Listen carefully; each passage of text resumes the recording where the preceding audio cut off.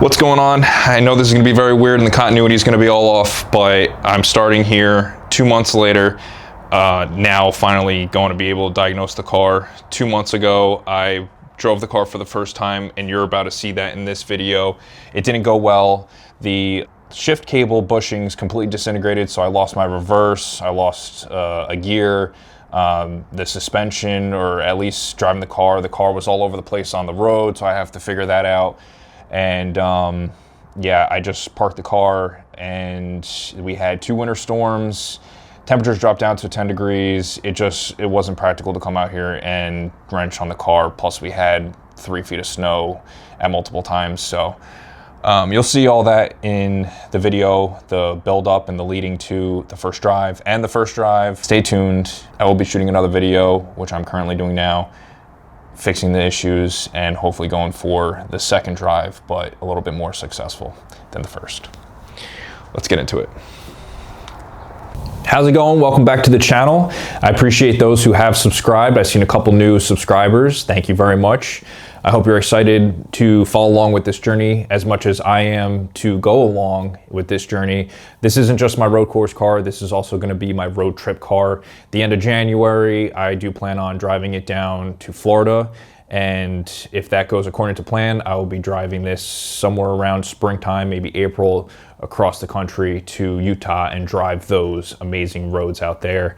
So in this video, I'm going to be finishing up the car. I have control arms and the rear hubs I need to install, throw a set of wheels on with decent tires, and get this thing on the road. Thank you for those who have subscribed and wanting to follow along with this journey. I'm excited, hope you are too. So stay tuned and hit that subscribe button. All right, so first things first, I'm going to torque the rear control arm bolt to 175 foot-pounds. Now I'm going to do the front lower control arm bolt, tightening to 120 foot-pounds. Okay. So the tie rod and steering knuckle nut is 40 foot-pounds. Now time to torque the axle nut.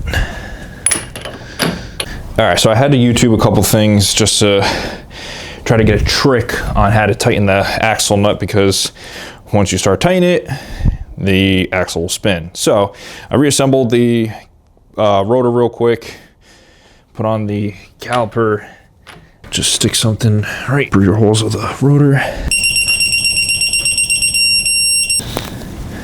and install the cotter pin.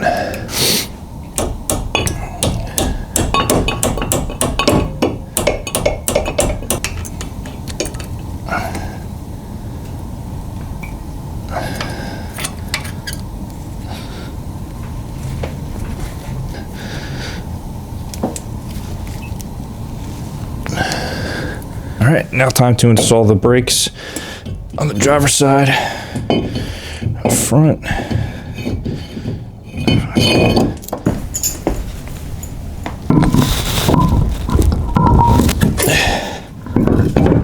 All right, so now we're gonna go back to the passenger side and essentially do everything that we did on the driver's side. So I have the wheel bearing retainer plate. It's a 13 mil, so I'm going to tighten this. I'm going to tighten these bolts down, and it gets torqued to, I think, 28.5 Newton meters, or 250 foot-pounds. I'm sorry, 250 inch-pounds.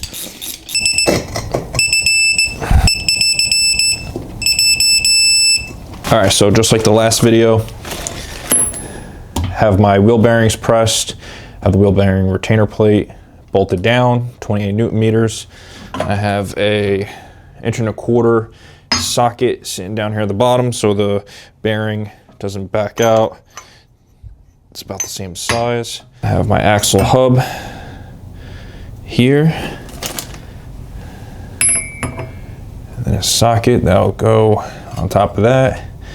And now I can press my axle hub.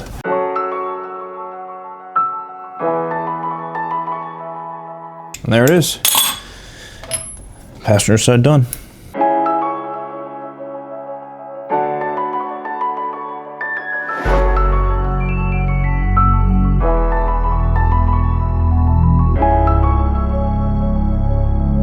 All right, so in order to take apart the control arm, you need to undo the motor mount here, which is a 15mm bolt.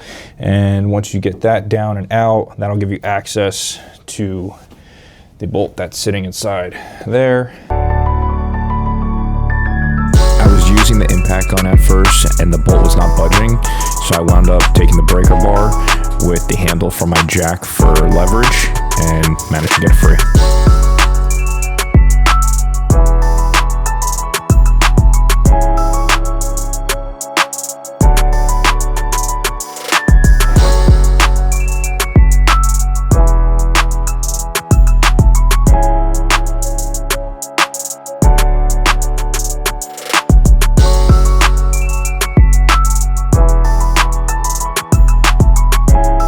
So it wasn't that easy getting this bolt in there. I had to take a screwdriver and pry it right in here and really shove that bolt in there. I loosened the front side of the control arm so I can get a little bit more leverage. Shove the screwdriver in there, sent the bolt in. Now I'm just gonna tighten everything up.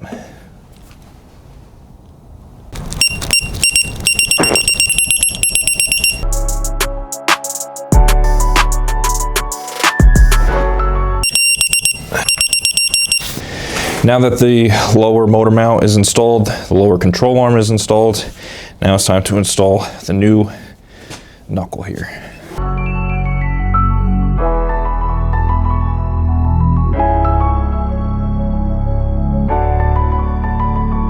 All right, so now that the fronts are done, it's time to tackle the rear. Just need to install the hub and hub bearing and new rotors, pads.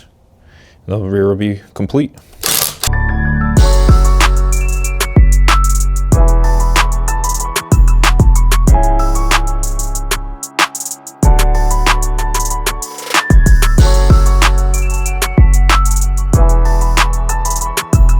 Once you got the hub on, the hub nut, you torque it to 160 foot-pounds. You want to put the dust cap back on, try to make it as even as possible. And I have a 1 3/4 socket here that just fits snug around. All right, so that is it. That's it for all 4 brakes. The brakes are done. Everything is essentially done. Now I just need to bleed the brake system, and after that, I can finally take this thing on its first drive. I am very stoked for that to happen, and there I will see if the car is 100% mechanically sound. After that, vacuum the car out, put a new boost gauge, put an AFR gauge, put the 93 octane tune on, tweak it a little bit, make sure the AFRs are good, make sure everything is good with that, and after that, hopefully this thing is good to go to drive down to Florida. That's the goal. So let's get into bleeding those brakes. So I skipped ahead. As you just saw, I was trying to bleed the brakes myself with the whole vacuum system, and that was just taking too long. So I actually wound up asking my wife to help me out, which went by a lot quicker. And now I'm just going to bleed the clutch and then just need to throw a hood on, do the AFR gauge, replace my boost gauge because that's not working, swap out wheels with good tires, and go for the first ride. This is it. The first drive, put on the tires from my white SRT4 or the wheels from my white SRT4, filled them up, torqued the wheels down.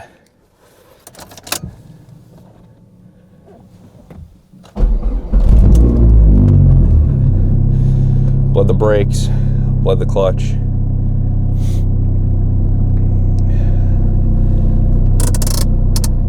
I have to adjust this e-brake. I still have to change that boost gauge, but I'm gonna just drive around the neighborhood just to get the feel for it.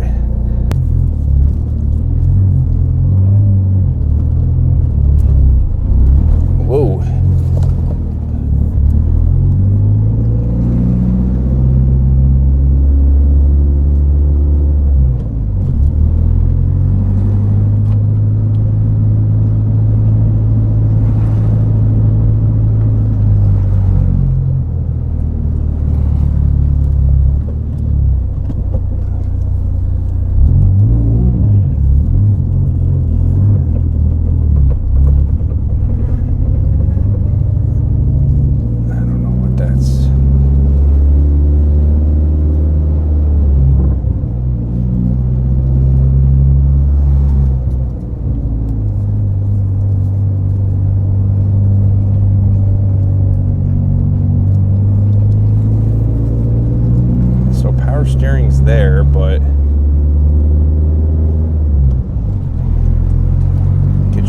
gear's fine. But I don't know why it's like all over the place. It's like fighting to the left, fighting to the right. I mean, no check engine lights or anything like that. No lights at all on the dash.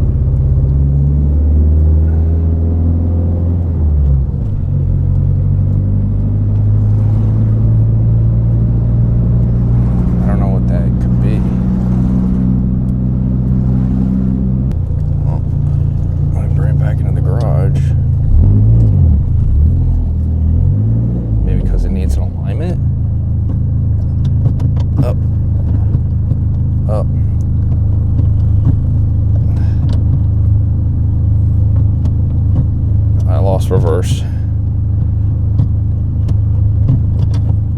Oh, I lost all my gears.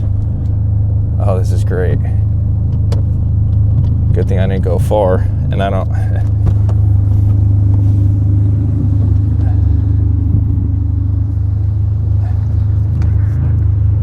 So, the reason why I couldn't get into third gear, because the bushing completely fell apart. That's why. Man, that was a pain in the ass. I think I have another bushing, so let me go and fix this. What an adventure. Hey, well, at least it runs and drives. I didn't fully diagnose to see if there's any leaks, but we're getting there. I have a week left. I was supposed to drive this thing down to Florida. I don't know if that's going to happen. I really don't know. We'll see.